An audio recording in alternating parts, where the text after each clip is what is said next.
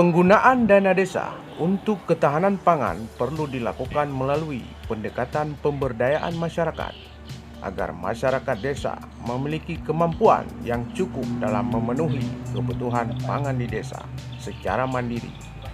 Dana desa diharapkan mampu mendukung kegiatan dari mulai produksi, penyediaan lahan, dan infrastruktur penunjang, pengolahan, dan pemasaran.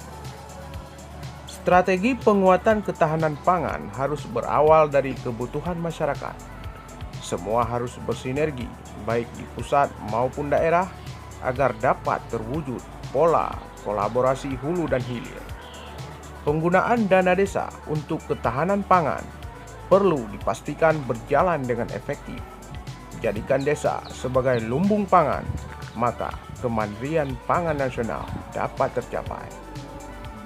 Sebagai usaha penguatan ketahanan pangan sebagai sarana penunjang melalui pembangunan infrastruktur pertanian, Gampong Cot, Kecamatan Jangkabuya, Kabupaten Pidijaya, Provinsi Aceh, melakukan kegiatan peningkatan jalan usaha tani dan saluran irigasi.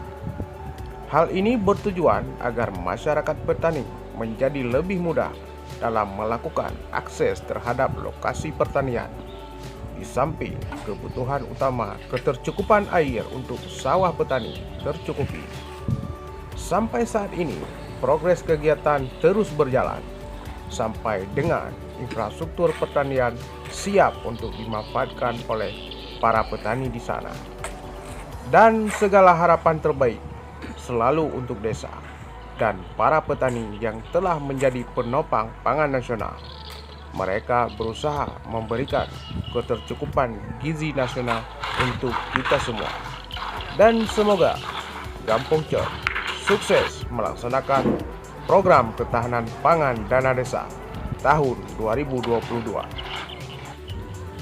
Saya Bustami M. Yunus, pendamping desa Kecamatan Jangkabuya, bersama rekan-rekan TPP. Salam berdesa. Wassalam. Don't worry, fella, I'm a storyteller that'll help you savor, soaking up the flavor like a portobello. Interstellar, multi-dimensional. Practicing this magic is my full-time schedule. Medical grade, run my tracks through a stethoscope. Decibels